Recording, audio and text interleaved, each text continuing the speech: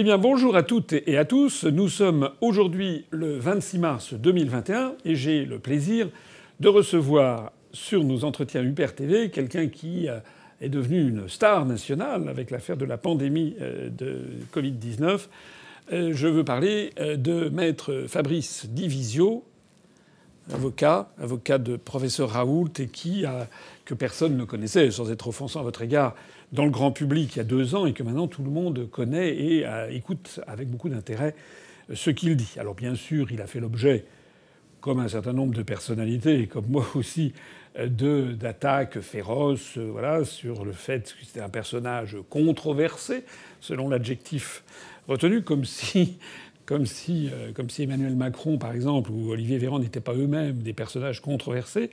Mais ce qu'il dit est tout à fait intéressant et il a très gentiment accepté de venir ici pour parler évidemment de la situation, mais aussi mieux connaître un petit peu qui il est, d'où il vient, ce qu'il a fait. Et c'est tout à fait passionnant. Merci, maître Divisio. Merci à vous. C'est un plaisir évidemment partagé.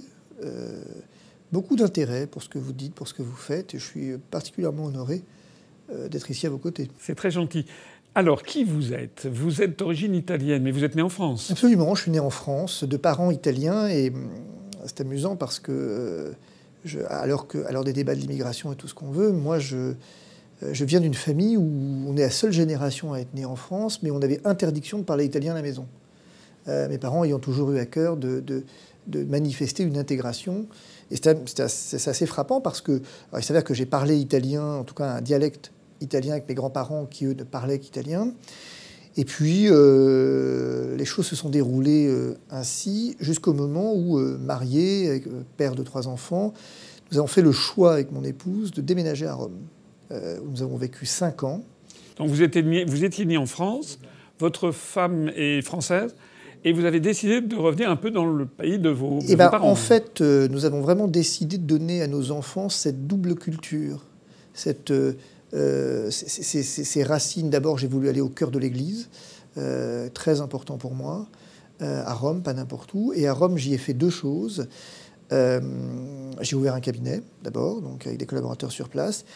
Et on a lancé avec mon épouse, on est en train de lancer une application mobile de tourisme spirituel, en fait, où, en lien avec des communautés religieuses sur place, dont les Frères de Saint-Jean, par exemple, nous avons rédigé, en fait, des visites des monuments religieux de Rome, des visites adultes, enfants et adolescents, donc des adultes adaptés à chaque tranche de la vie, pour permettre de découvrir la saveur, en fait, et l'essence même de ces monuments, considérant que quand on était touriste à Rome, on y trouvait son compte, quand on était historien à Rome, on y trouvait son compte, mais quand on était famille chrétienne à Rome, on n'y trouvait pas son compte. Et donc on a décidé de combler cette lacune en ayant nous-mêmes créé avec des communautés religieuses. On a rédigé, parce que moi j'ai une double formation en fait en droit public et sciences politiques, et à côté de ça, j'ai une formation en métaphysique et en histoire de l'Église. Voilà. Ah, mais c'est une facette que le grand public ignorait de vous. Et Dieu sait si effectivement il y a à Rome des églises qui sont assez extraordinaires. Moi, je garde le souvenir de San Clemente avec les 3 strates. Hein, et quand on va tout à fait au sous-sol, on voit le temple de Mitra. Ah ben vous êtes vraiment sur la ville aux 360 églises, une église par jour. Oui, absolument. Absolument magnifique. Et en fait, on comprend les enjeux civilisationnels, finalement, en arrivant à Rome. Et c'est très amusant, juste d'un mot, ces quelques années à Rome, parce que j'y ai découvert quelque chose d'amusant. C'est une laïcité apaisée, en fait. On peut vivre dans un pays avec une église omniprésente, avec des indifférents. Il y a des athées à Rome, mais il n'y a pas cette confrontation et ce conflit comme on le connaît en France en fait en permanence. Et ça m'a beaucoup frappé sur le plan culturel de découvrir qu'on avait le droit d'être indifférent sans être anti ou pro, qu'on n'avait pas à se positionner en fait, et qu'on avait le droit d'avoir une tradition culturelle sans être dans une dimension cultuelle, par exemple. Et c'était très amusant comme découverte en fait pendant 5 ans.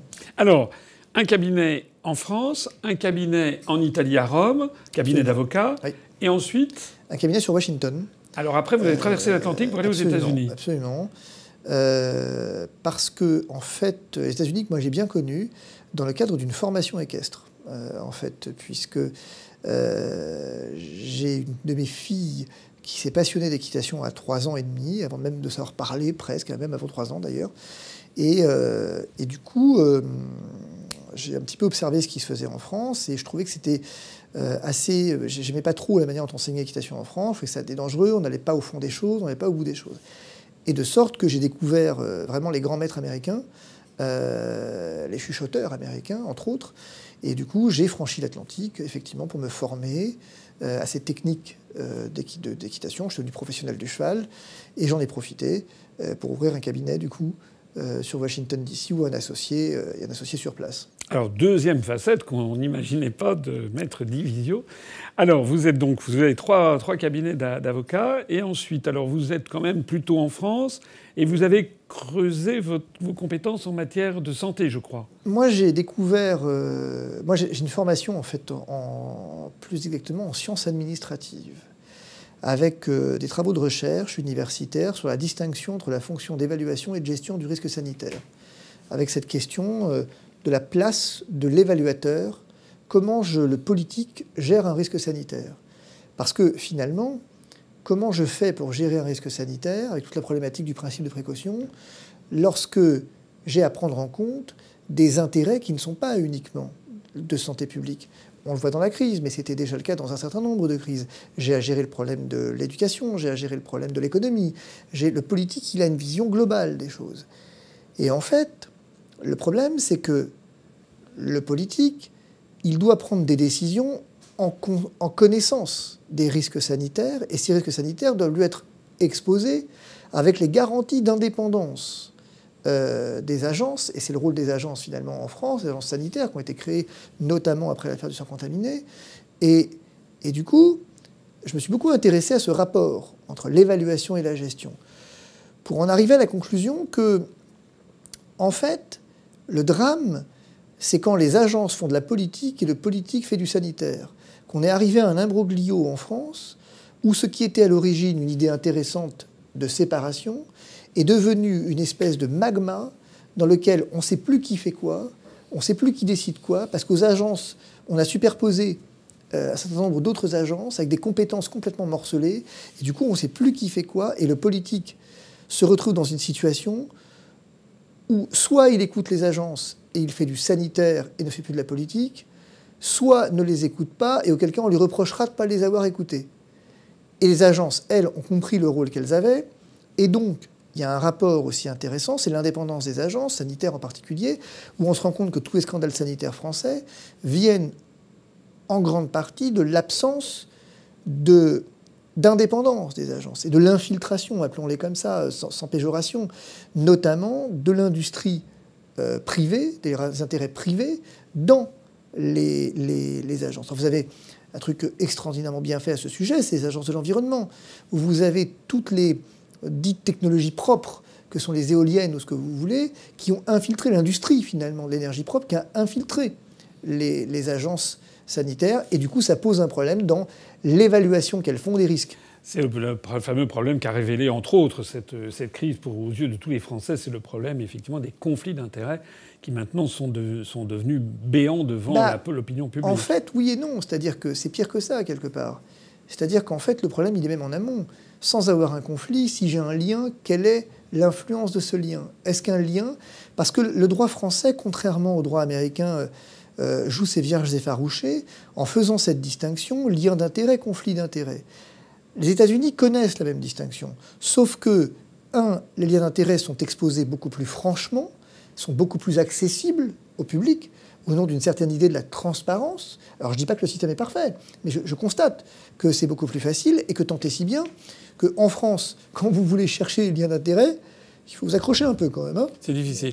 Donc vous avez été assez rapidement, finalement, mêlé au premier scandale sanitaire depuis une quinzaine d'années, donc lesquels vous avez connus Alors moi j'ai connu notamment beaucoup H1N1. Oui. Je me suis beaucoup intéressé à la problématique de H1N1 en tant qu'avocat notamment beaucoup de médecins libéraux, de syndicats de médecins libéraux, en ce que les médecins libéraux ont été les premiers oubliés d'H1N1, où on avait décidé au moment d'H1N1 qu'on pourrait gérer une crise de manière descendante, en partant de l'administration centrale et en venant, à travers ce qui était à l'époque les ARH, je crois, pas encore les ARS, venir donner des instructions et en bout de course, avoir les médecins libéraux. Là où moi, j'étais convaincu historiquement, au travers d'un certain nombre d'études, notamment de Berkeley, qu'au fond, une crise, ça se gère de façon ascendante et pas de façon descendante.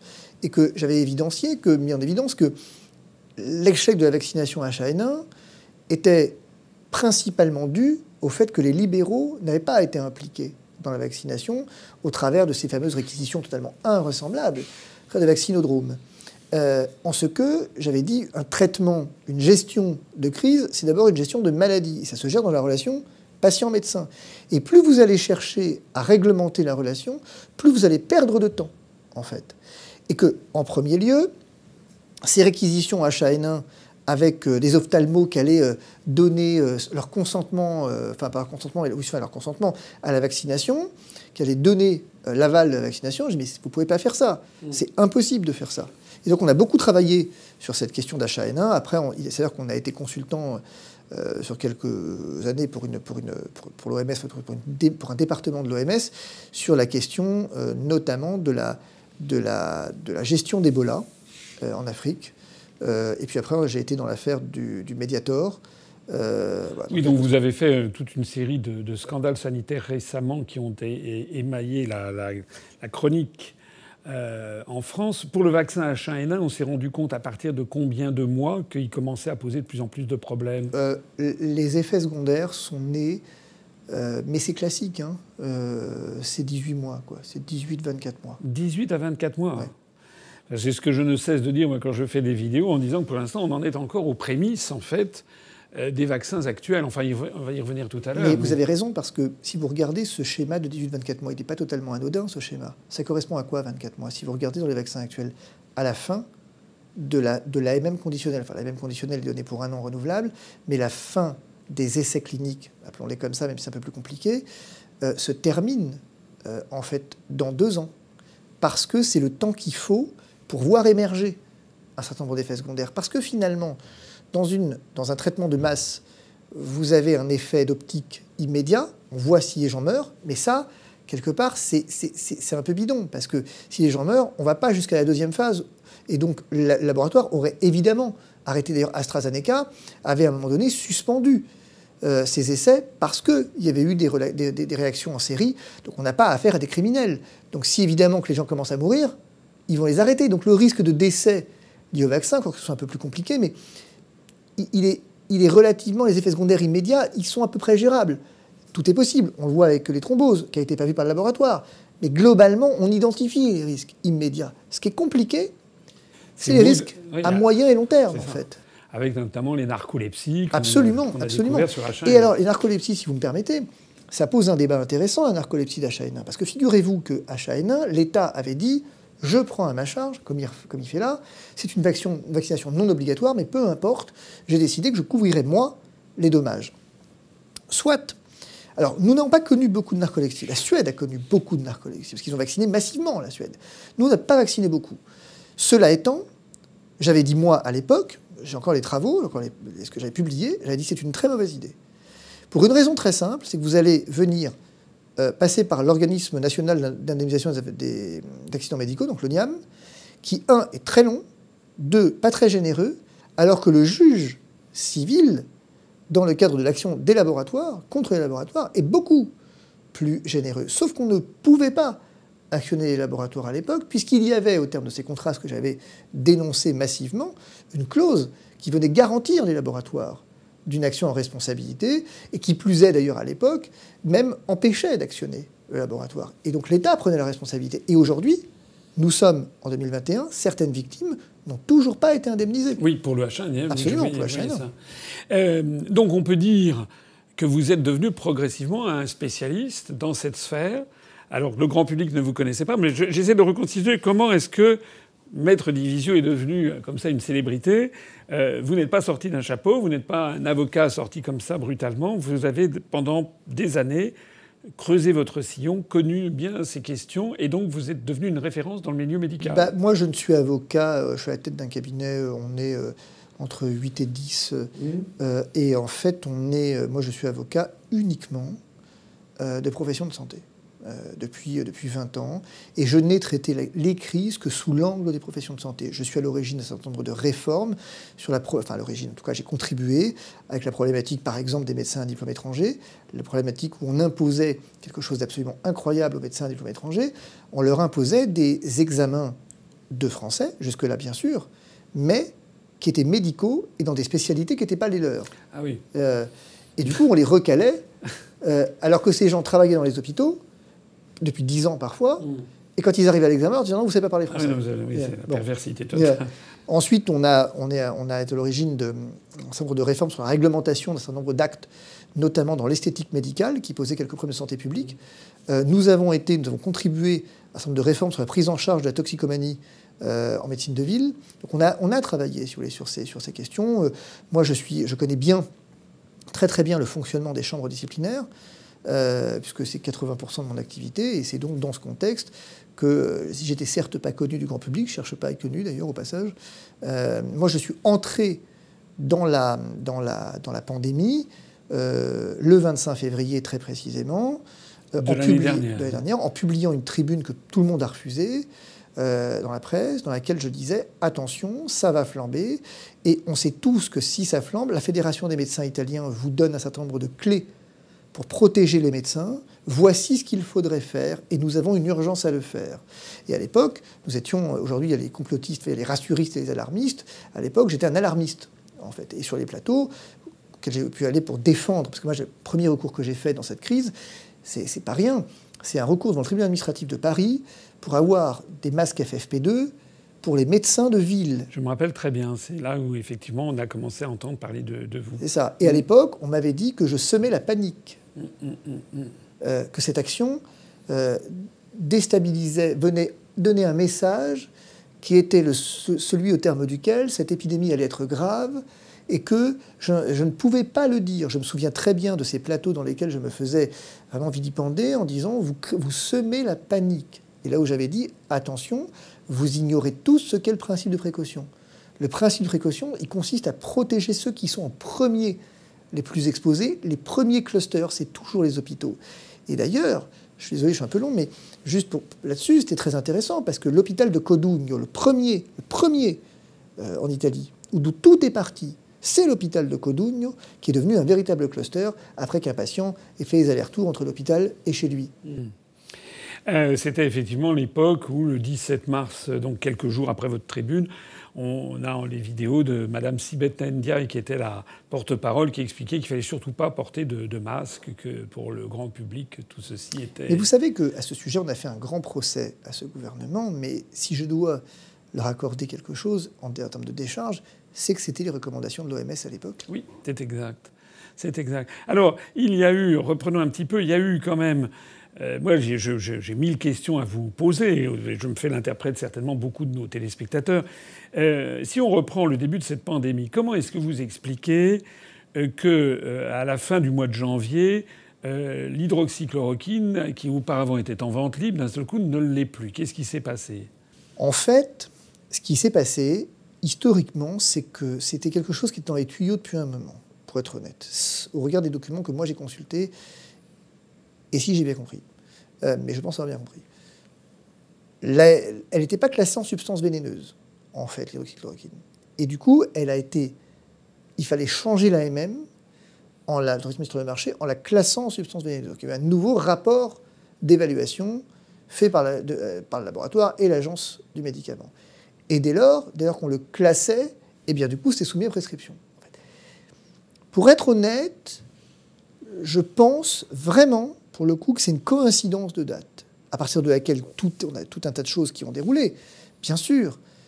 Mais je ne crois pas vraiment, au regard de ce que j'ai vu, des documents que j'ai vus, compte tenu du temps que ça prend pour changer l'autorisation de mise sur le marché, des rapports, etc., tout ça était dans les tuyaux depuis vraiment un moment.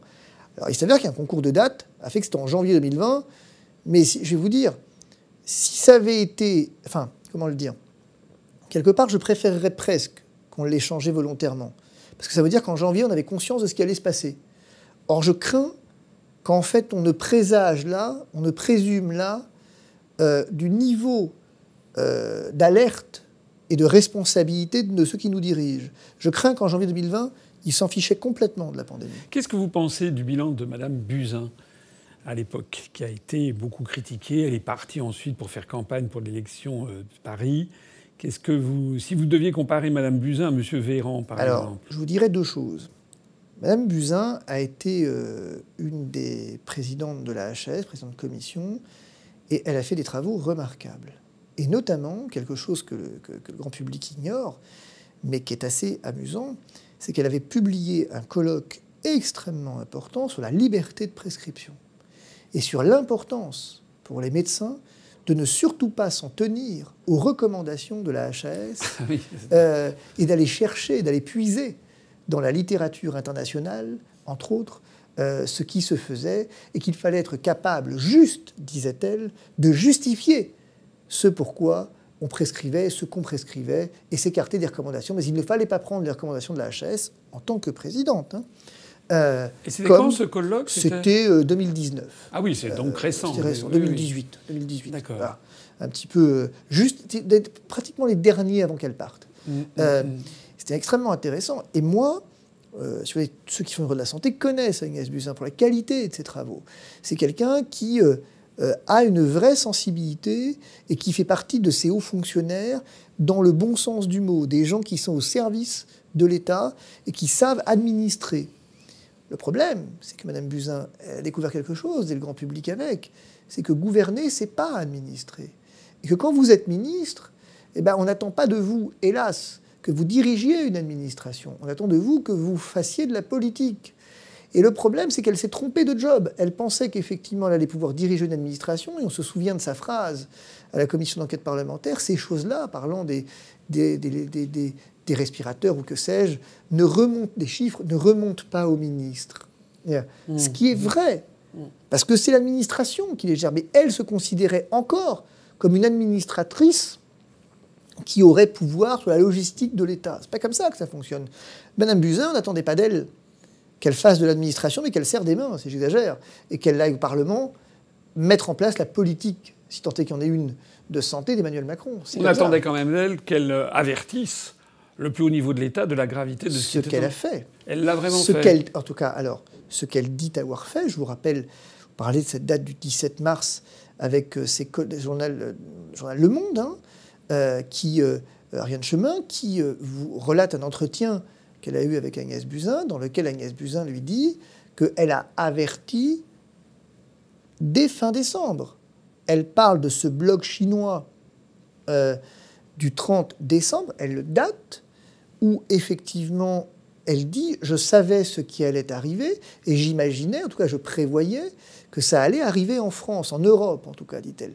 Ce que de fait elle ne pouvait ignorer à partir du 30 janvier, date à laquelle a été prononcée l'urgence sanitaire internationale par l'OMS, et sachant qu'elle a été prononcée 6 fois depuis 1964. Et elle dit « j'ai averti le président de la République », elle dit « j'ai envoyé des mails », et elle, on se souvient que ça avait fait... J'ai failli dire que ça avait fait scandale. Mais en fait, à ma grande surprise, ça n'avait pas fait scandale. Ça n'a fait scandale que parce que j'ai saisi la Cour de justice de la République pour le compte de médecins, et on voit bien que c'est ce que j'ai dit tout à l'heure, moi je suis entré dans la crise par les médecins, en fait, qui disaient à ce moment-là, qui disaient quoi ? Attendez, elle savait, nous, on est là sur un virus qu'on ne connaît pas, on ne sait rien, on est contaminé, on en a qui sont morts, et elle nous explique qu'elle savait. Alors il y a deux choses. Soit on est des déserteurs parce qu'on est en guerre et on s'en va, soit il faut que ces gens soient jugés. Et donc c'est comme ça qu'on a fait un procès dans la Cour de justice. C'est comme ça qu'ont commencé à s'accumuler les plaintes que vous avez menées. Comment est-ce que vous avez été mis en contact avec le professeur Raoult ? En fait, c'est plutôt le professeur Raoult qui, je peux dire, a été en contact avec moi. Moi, je ne vais pas chercher mes clients. Et pour être complètement honnête, j'essaye d'être quelqu'un de relativement honnête. Le professeur Raoult est venu me voir en sachant, comment je vais dire, que je l'avais peut-être un petit peu étrillé dans la presse spécialisée. Que j'avais nuancé certains de ses propos sur le plan juridique. Voilà, sur le plan strictement juridique, sans opportunité, mais sur le plan juridique. Et en fait, ça ne lui posait aucun problème. Et il est venu me voir, à l'origine, pour déposer une plainte pour prise illégale d'intérêt contre la NSM, sur l'affaire du Remdesivir. Ce qui, moi, je m'étais intéressé à la question, mais pas plus que ça. Je ne m'y suis intéressé que parce qu'il m'a demandé de m'y intéresser, et c'est à se frapper la tête par terre. Et ensuite, naturellement, nous sommes restés ensemble pour la procédure disciplinaire. Oui, je rappelle pour ceux de nos téléspectateurs qui l'ignoreraient encore que le Remdesivir, c'est ce médicament du fameux laboratoire Gilead qui coûtait une fortune du style 2000 € la dose, qui a été commandé en catastrophe et en extrême urgence, alors qu'on nous explique depuis des mois qu'on ne sait pas comment faire avec l'ivermectine, mais on va en reparler tout à l'heure. Et puis, ça a été commandé au niveau européen pour 1 milliard €. Et on s'est rendu compte après qu'il fallait tout arrêter parce que c'est un médicament très dangereux et sans aucun effet. Hein, c'est bien ça. Juste pour la petite anecdote sur le Remdesivir, il faut quand même que vous sachiez que donc, l'Agence du médicament a accordé une autorisation temporaire d'utilisation. L'autorisation temporaire d'utilisation, elle est réglementée. On accorde une autorisation temporaire d'utilisation uniquement lorsqu'il y a une présomption, dit le texte, d'efficacité du médicament. Or, dans l'affaire du Remdesivir, c'était exactement l'inverse. C'est une présomption d'inefficacité. Et c'est pas moi qui vais le dire, c'est Eric Combe qui va le dire. Eric Combe, je ne sais pas pourquoi ce truc-là existe, pourquoi c'est public, ça ne devrait pas l'être, c'est pas possible, c'est une bombe. Où, lorsqu'il est appelé, lorsque les comités de la commission de transparence sont à l'HAS, sont appelés à se prononcer sur l'opportunité d'une autorisation temporaire d'utilisation, Eric Combe va donner cette phrase extraordinaire dans une communication téléphonique qui est retranscrite, va dire « mais ça marche pas ». Il dit « mais ça a été testé sur 3 chimpanzés et 2 singes, mais pardon de le dire, mais c'est totalement inefficace ». Donc là, il y a quand même quelque chose qui s'est passé. C'est incontestable, c'est incontestable, c'est incontestable. On peut pas. Enfin, je suis pas. Enfin voilà. Mais enfin, si vous voulez, j'espère qu'on a compris que j'ai une petite expérience de ces questions. Je fais ce métier depuis un petit moment et bon, je sais repérer quand il y a un truc qui va pas. Et là, ça va pas. Non, c'est évident. Et alors donc, Madame Buzyn s'en va. Elle est remplacée par Olivier Véran. Et vous le connaissez, vous l'avez rencontré. Olivier Véran, moi je l'ai côtoyé parce qu'il était était député de l'Isère. Vous le connaissiez depuis déjà longtemps? Oui, je le connais quand il était député de l'Isère. Ça me fait sourire parce que je l'ai connu quand il était membre du Conseil de l'Ordre de l'Isère également, parce que j'ai mal d'affaires dans le coin. C'est compliqué, Olivier Véran. Parce qu'Olivier Véran, sous couvert d'être médecin, il est d'abord un homme politique dans la pire acception du terme, à mes yeux.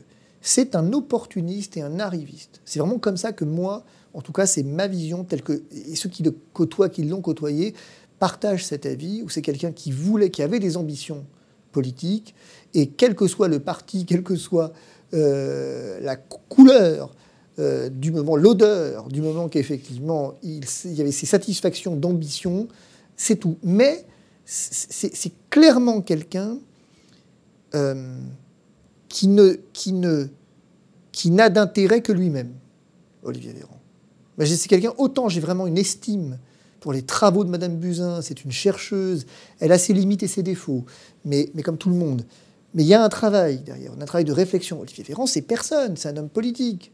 Olivier Véran, je vous raconte une anecdote qui est pas inutile. Il faut savoir qu'actuellement, entre autres, j'ai dans ma clientèle des médecins qui sont poursuivis pour avoir prescrit... pénalement et disciplinairement, pour avoir prescrit des antibiotiques dans le cadre de l'autisme. Ils ont découvert qu'il y avait une infection et que quand on traitait l'infection, ça améliorait l'autisme. Bon. Selon le vocable à la mode, ils sont naturellement poursuivis à la demande de l'Agence du médicament pour charlatanisme. Et à la demande de qui? En particulier du ministre de la Santé actuel. Sauf que le même ministre, lorsqu'il était député de l'Isère, j'ai un courrier de sa part dans lequel il interpelle Marisol Touraine, alors ministre, sur la nécessité de faire des études cliniques devant ce qui correspond à une découverte prometteuse. Mais ça, c'est qu'à l'époque, il avait besoin de sa base électorale, qui étaient mes clients, et maintenant, voilà, c'est fini. Alors, vous en êtes où de toutes ces plaintes qui ont été déposées? Il y en a combien au total? Il y en a... Alors, moi, j'ai déposé j'ai déposé devant la Cour de justice de la République, pour le compte d'abord du collectif C19, 2 plaintes, l'une contre Buzyn Philippe, la deuxième contre Véran, pour une raison simple. Véran, c'est que Véran a refusé de nous communiquer les bons de commande de tests et de masques. Mais finalement, je les ai obtenus quand même, en me fâchant un tout petit peu et en rappelant ce qu'est un document administratif. Je les ai obtenus pour découvrir que les bons de commande que les commandes de tests et de masques sont parties après le confinement. Donc après le mois de mars, en fait, au mois de mars. Nous avons déposé ensuite une série de plaintes pour des particuliers qui ont perdu leurs parents, enfin, 2 ou 3, des soignants à chaque fois. Et nous avons surtout déposé des recours pour le compte du collectif Interbloc, qui est un collectif d'infirmiers de bloc opératoire qui se retrouvent complètement démunis parce qu'on leur refuse des masques de protection FFP2 au bloc opératoire. D'accord, donc ce sont les instances qui sont actuellement en cours. Alors, je vais me faire l'avocat du diable, mais il y a des personnes qui disent « Oui, mais alors ces plaintes qui sont déposées ont pour effet d'inquiéter le niveau politique, et c'est parce que le niveau politique est ainsi inquiété, eh bien qu'il prend des mesures un peu ahurissantes pour le grand public pour se prémunir de plaintes qui pourraient venir, d'où les confinements, etc. » Qu'est-ce que vous avez à répondre à cet argument ? Le premier qui m'a exposé cet argument sur un plateau, c'est Éric Zemmour. Ma réponse, elle est en 2 temps. Elle est d'abord, quand dans un état de droit, on commence à se justifier sur les raisons pour lesquelles on exerce un droit, eh ben, on peut dire adieu à l'état de droit. Ça, c'est en philosophie politique très clair. En sciences politiques très clair. Donc moi, j'exerce un droit parce que ce droit, je le tiens des textes.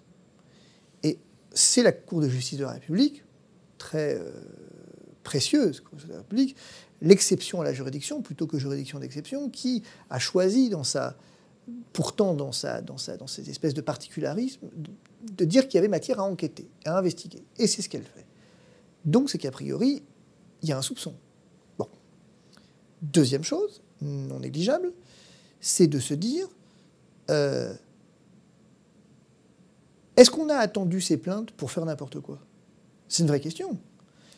Si Agnès Buzyn a réellement averti et qu'ils n'ont pas pris les précautions qu'il fallait, est-ce qu'on m'a attendu pour ça ? Est-ce qu'on a attendu pour siphonner l'hôpital public ? Est-ce qu'on a attendu pour avoir une logique de flux et pas de stock et être incapable de réarmer son industrie nationale ? Est-ce qu'on m'a attendu pour réussir à faire pire que les gouvernements précédents ? Et surtout, je me permets de vous rappeler juste un détail, c'est qu'au fond, LVMH, le privé, a réussi là où le public a échoué. Donc, l'année dernière. Donc ça veut dire quoi ? C'est qu'au fond, c'est la bonne arme pour se justifier de son incompétence ou de son inconsistance. Mais en fait, c'est l'incompétence qui génère la plainte. C'est pas la plainte qui génère l'incompétence. Il ne faut pas se tromper. Je comprends votre défense, qui me paraît bien ciselée. Quand même, maintenant, on se trouve face à des situations qui sont ubuesques. J'aimerais avoir votre sentiment sur ces deux grandes directions qui sont la vaccination et le traitement. S'agissant de la vaccination, quel est votre sentiment sur ce qui se passe actuellement ? Quel est votre sentiment sur le fait qu'il semble que l'État a décidé de refuser aux Français d'avoir recours aux vaccins russes et chinois ? Enfin, en tout cas, le président de la République a dit hier, s'est lancé dans une philippique contre le vaccin russe. J'ai reçu, pour un entretien, Slobodan Despot, qui est un romancier, un essayiste, qui lui vit à Belgrade, qui m'expliquait qu'en Serbie, le gouvernement serbe offre à la population le choix entre 4 vaccins. Qu'est-ce que vous en pensez de cette histoire ? Et est-ce qu'il y a des voies juridiques, à la fois pour imposer que les Français ont le droit de ne pas se faire vacciner sans être contraints par le fameux pass sanitaire qui nous pend au nez ? Première question. Deuxième question, si les Français étaient obligés de se faire vacciner, est-ce qu'il y a des moyens pour obtenir que les Français aient le choix avec les vaccins russes et chinois, notamment le chinois qui est fait à l'ancienne, si j'ose dire, avec un virus désactivé? Il y a plusieurs questions en une dans votre propos. La première, mon positionnement sur les vaccins. Moi, j'évite d'avoir un positionnement sur des sujets que je ne maîtrise pas. Mais par contre, il y en a un que je maîtrise, c'est celui de la vaccination des plus de 75 ans. La vaccination des plus de 75 ans n'a pas fait la démonstration de son efficacité. Ce qui m'a valu une passe d'armes assez violente avec BFM en particulier, puisque moi j'ai déposé une plainte pénale pour le compte d'associations de victimes et de médecins qui disent « c'est bien gentil tout ça, mais quand vous nous dites de vacciner les plus de 75 ans, ça revient à un essai clinique déguisé, finalement. » Pourquoi ? Eh bien parce que le laboratoire lui-même, d'un côté, les autorités sanitaires de l'autre, vous disent que l'échantillonnage de personnes de plus de 75 ans concernées par les essais n'est pas suffisant pour en arriver à une démonstration d'efficacité.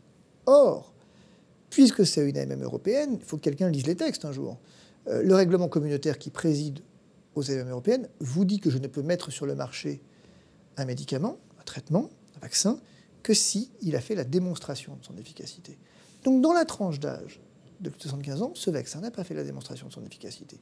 Ce qui m'a conduit à dire aux médecins, vous voulez vacciner, amusez-vous, si vous voulez, si vous avez le droit. Moi, je n'ai pas à vous dire ce que vous devez faire ou pas, mais je vous conseille sérieusement d'avertir les patients qu'il n'a pas fait la démonstration de son efficacité. Et j'avais raison de le dire à une époque, il y a quelques mois, où tout le monde me prenait pour un fou. Parce qu'actuellement, des médecins commencent, il y a eu des décès à cause de ces vaccins, et des médecins commencent à retourner d'avocats, qui leur dit, mais dites-moi là, montrez-moi que vous avez informé les patients de ce que, plus de 75 ans, etc. Hein, bon.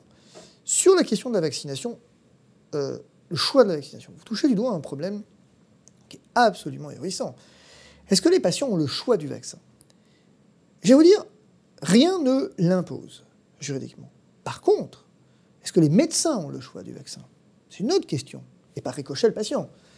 Mais le médecin, quand vous avez plusieurs molécules, plusieurs traitements, doit juridiquement, normalement, au Code de la sécurité sociale, choisir le traitement le plus adapté et le moins onéreux. Ici, c'est l'État qui va dire tu vaccines avec Pfizer, tu vaccines avec Moderna, etc. C'est du jamais vu quand même dans l'histoire. Je n'ai pas le choix, ça n'est pas en fonction de ce qui est disponible, c'est en fonction de ce qui me sera imposé par les autorités nationales.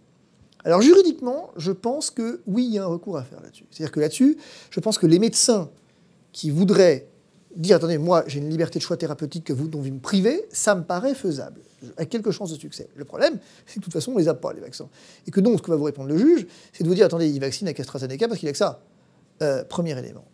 Ensuite, sur la question de l'obligation vaccinale, le passeport sanitaire. Alors, le passeport sanitaire, moi j'ai publié un guide assez long avec les grandes décisions du Covid à destination des parlementaires pour leur montrer les problèmes juridiques que ça posait.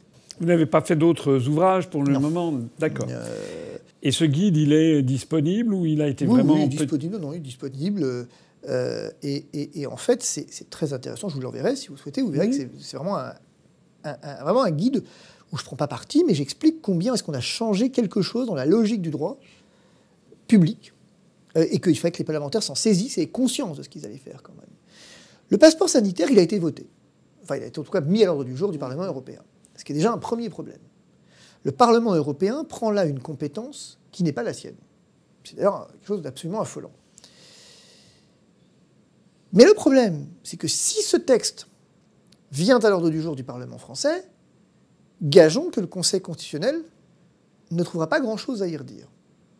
Là où moi je considère, et c'est le sens du guide que j'ai rédigé, que cependant, sur le plan de la Convention européenne des droits de l'homme, il y a un problème. Parce qu'elle institue une discrimination à raison de l'état de santé. Ni plus ni moins. Et que finalement, autant je pense que nous ne pourrions pas, vous êtes restaurateur demain matin, vous voulez m'empêcher l'accès à votre restaurant parce que je peux vacciner, c'est pas possible. Je serais immédiatement condamné. Parce que vous m'imposez. Voilà, premier élément. Deuxième élément, ça pose un problème relatif au secret médical. C'est que tout à coup, je vais devoir dire à quelqu'un, je suis vacciné, ou j'ai des anticorps, ou ce que vous voulez. Mais au nom de quoi je le ferai ? Au nom de quoi je viendrai me déposséder d'un secret à la valeur absolue pour finalement avoir accès, non pas à un service public, parce que là on retouche au problème de la vaccination obligatoire avec les enfants pour accéder à des collectivités, là pour accéder à des lieux privés, ouverts au public, mais privés. C'est du jamais vu. Donc oui, je pense que, effectivement, d'autant que, dernier élément, la vaccination obligatoire en tant que telle, le Conseil constitutionnel français a dit oui, c'est possible, le législateur est loisible d'imposer la vaccination. Alors, il émet des conditions quand même qui, ici, à mon avis, ne seraient pas respectées, et je pense que ça ne passerait pas, la vaccination obligatoire. Conseil d'État, un peu pareil, vous dit qu'il fait un peu ce qu'il veut. La Cour européenne des droits de l'homme, à ma grande surprise, a une position qu'on attend, parce qu'il y a un arrêt de grande chambre qu'on attend sur cette question à propos d'un pays de l'Est, dont je ne me souviens plus lequel, mais il y a un pays de l'Est qui, avec la vaccination obligatoire des enfants, avait fait un recours devant la grande chambre. Et, enfin, en tout cas, la Cour européenne avait décidé de passer en grande chambre. On attend l'arrêt. Et on a espoir sérieux que la Cour vienne limiter de façon drastique l'obligation de vaccination. Alors ça, c'est pour la vaccination. Et pour les traitements, alors, sur l'ivermectine, vous avez porté le fer devant la justice? Alors moi, non. Je ne l'ai pas fait devant la justice. Un confrère l'a fait. Moi, je ne l'ai pas fait. Moi, je l'ai fait contre... J'ai attaqué le refus de RTU, de recommandation de thérapeutisation pour la chloroquine, pour le compte Christian Raoult. L'ivermectine, elle est le symbole d'une vraie difficulté dans ce pays, dans ce monde actuel, où on a réussi cet exploit que les autorités sanitaires, l'Agence européenne du médicament en tête, la FDA juste derrière, ou juste avant, viennent vous mettre en garde contre les dangers de l'ivermectine. Elles se sont crues obligées de vous mettre en garde contre les dangers de l'ivermectine. Et alors moi, je pose la question. Regardons les effets secondaires de la vaccination. Et regardons les effets secondaires de l'ivermectine et comparons-les et voyons sur quels produits je devrais mettre en garde. Ensuite, néanmoins, il se passe quelque chose d'intéressant.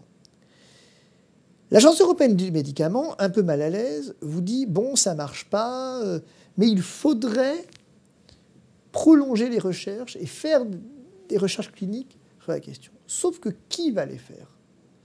Qui, aujourd'hui, a intérêt à financer une recherche d'envergure et qui a la compétence pour le faire? Si vous demandez aux universitaires français, si vous demandez, pardon, je vais être dur, mais aux espèces de margoulins qui nous servent de patrons d'hôpitaux de mener des recherches cliniques, vous n'êtes pas sortis de l'auberge. Les seuls qui soient capables de faire des recherches cliniques aujourd'hui, en Europe, en tout cas en France et une partie de l'Europe, c'est les laboratoires qui ont les ressources pour le faire, qui ont les outils pour le faire, les data, les analyses de données pour le faire, toute l'envergure pour le faire. L'État est incapable de mener une recherche clinique, sauf que les laboratoires, ça ne les intéresse pas. Quelqu'un qui dit ça très bien, qui je sais, je ne suis pas d'accord, mais c'est Martin Blachier, qui s'y connaît en laboratoire, à force de les fréquenter, et qui dit exactement ce que je dis, qui dit aujourd'hui, l'État ne sait pas faire, et quand il doit faire une recherche clinique, la délègue au laboratoire. Les nouveaux médicaments que vous avez et qui vous soignent, c'est les labos qui les ont trouvés.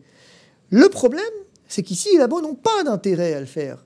Puisque le reconditionnement, c'est ce que dit le professeur Raoult, n'intéresse personne. Vous avez tout intérêt à découvrir des molécules onéreuses. Merck, je vous donne un exemple. Merck, qui commercialise l'ivermectine, vient d'annoncer qu'il est en recherche clinique sur 2 traitements contre la Covid, et le tout, chaque traitement coûtant à peu près 2500 $, 3000 $. C'est ça, voilà. C'est-à-dire, est-ce qu'on ne peut pas résumer finalement tous les problèmes actuels sur le fait d'un désengagement général de l'État dans tous les secteurs de l'activité humaine, mais à la fois des hôpitaux, de la recherche, des laboratoires, de la pensée même, de la res publica, c'est-à-dire de la chose publique, du bien public, et avec une idéologie qui a infiltré finalement tous les esprits, y compris le fait un peu, vous savez ce que disait la Pompadour après la bataille des plaines d'Abraham en 1759, quand la France avait perdu le Canada français. Elle disait après nous le déluge. On a l'impression, je suis peut-être un petit peu dur, mais qu'on est dirigé par des gens qui n'ont qu'une ambition, c'est, excusez-moi, de s'en mettre plein les poches, et que c'est au détriment d'une éthique et d'une certaine abnégation. Est-ce que c'est dur de dire ça ? Il y a une part de vérité. Il y a forcément une part de vérité, il y a une part de vérité. C'est-à-dire que, regardez qui finance les campagnes. Vous prenez la campagne de François Hollande. Qui avait financé la campagne de François Hollande? Les mutuelles, notamment la mutualité française. Il y a une grosse part de la mutualité française. Et finalement, qui a été le vrai vainqueur de la politique de santé de François Hollande, notamment avec l'encadrement, en fait, un tas de choses un peu techniques, mais c'est les mutuelles, en fait, qui ont réussi cet exploit de rembourser moins en augmentant leurs tarifs. Oui. Il y a quand même un exploit assez incroyable. Dépenser plus pour recevoir. C'est ça. C'était la loi santé de Marisol Touraine était tout entière, et d'ailleurs des gens à l'époque l'avaient déjà dénoncé, tout orienté vers les mutuelles. Mais parce qu'en fait, il s'agit de rendre ce qu'on nous a allègrement donné. Bien. Ce que je crois, voyez-vous, c'est que oui, il y a des liens d'intérêt. Oui, il y a à un moment très clairement des questions de financement. C'est encore plus frappant aux États-Unis. Pourquoi est-ce que vous le savez? Pourquoi est-ce que la question des armes aux États-Unis est compliquée? Eh bien parce que vous financez les campagnes. Alors en France, on aurait pu s'en dispenser. Mais d'ailleurs, ça me permet de vous dire une chose, si vous me permettez, à propos du cabinet McKinsey, qui conseille actuellement le gouvernement. Est-ce que, il faut que vos téléspectateurs le savent probablement, mais qui est le cabinet McKinsey? Le cabinet McKinsey, cabinet de conseil, qui aux États-Unis est sous le coup d'une enquête fédérale à cause de la problématique des opioïdes, puisque les États-Unis connaissent un vrai drame de santé publique au travers de la toxicomanie légale, que les opioïdes américains, donc les opiacés, sont distribués comme des bonbons. L'industrie pharmaceutique a arrosé de toutes parts les médecins avec des avantages financiers énormes.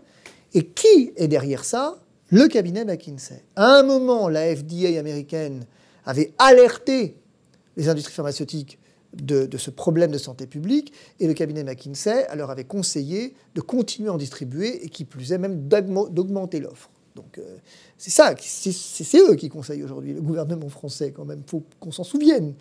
Si vous voulez, je crois, pour être complet sur ce propos, que juste ce que nous avons comme problème en France, me semble-t-il, c'est que nous avons un pays qui n'est pas gouverné. Nous avons un pays qui est administré par des fonctionnaires qui savent faire de la fonction publique, et je ne pense pas qu'il faille dénigrer les hauts fonctionnaires, ce sont des gens compétents, mais dont la mission n'est pas de gouverner. C'est tout. Je veux dire, et que donc, ce que vous dites, la res publica, au nom de quoi, qui a formé des gens à s'intéresser à la res publica? La seule res publica à laquelle on s'intéresse, c'est la res publica issue de l'école d'administration, dont, que vous connaissez, et dont effectivement, je ne sais pas où est allé chercher le fait que pour être un bon gouvernant, il faut avoir fait une école d'administration. Tandis que, regardez, je termine sur ce point, quand vous avez un juge qui est sorti des rangs de l'école d'administration, que vous avez ensuite un gouvernement qui est issu des rangs de l'administration et des conseillers qui sont issus des rangs de l'administration, bah vous avez un pays qui est administré. Vous n'avez pas un pays qui est gouverné. Qui manque de hauteur de vue et de vision politique. Qui manque de philosophie politique. Vous avez été tenté de faire de la politique? J'en ai fait. J'ai été secrétaire national chez Christine Boutin.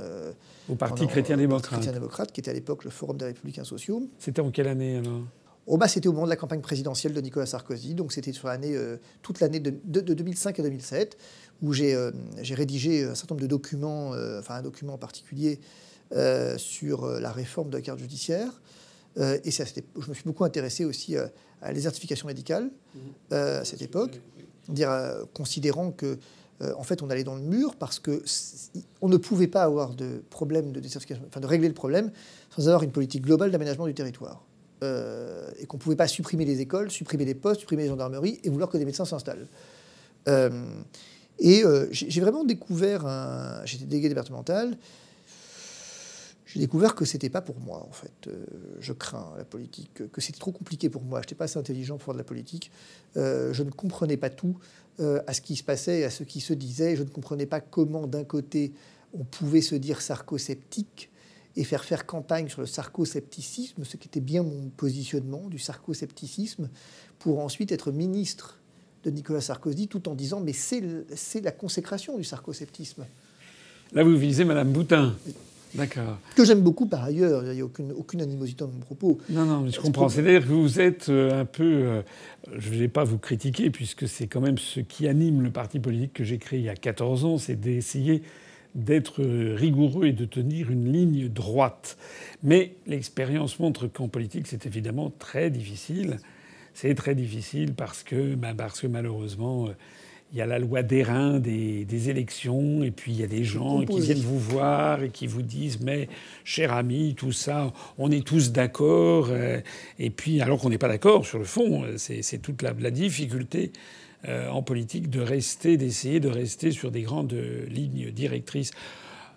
Avant de conclure, je vais vous poser une petite question. C'est un peu, vous le savez, c'est quand même la ligne directrice de notre mouvement. les questions européennes, les restrictions budgétaires, la question de la santé européenne. Qu'est-ce qui c'est que cette histoire d'agence européenne des médicaments? Je ne sais pas. Je ne sais pas ce qui s'est passé.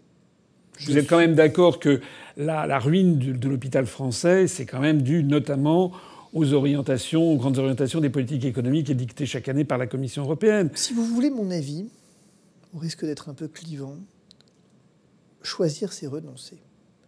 Je ne peux pas avoir un hôpital public de qualité avec une immigration massive, avec une politique européenne qui vient m'expliquer qu'il faut que j'investisse massivement là, mais pas là.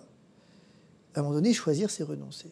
Simplement, ce qui est le drame dans cette affaire du Covid, c'est qu'on a choisi... Je ne comprends... Alors, l'Europe a été critiquée au départ en disant « Vous ne vous êtes pas mêlés de cette crise, vous auriez dû vous en mêler. » Mais qui a pu avoir cette idée complètement saugrenue? C'est Macron qui a dit qu'il fallait maintenant bâtir une Europe de la santé. Il l'a quand même sorti. C'est complètement contraire à tout l'esprit des traités qui ont considéré, depuis le traité de Rome, le traité fondateur, que la santé était un bien précieux de l'homme, un bien souverain, comme la justice, finalement, c'est ses pouvoirs régaliens, et qu'ils appartenaient, dire à l'État en propre.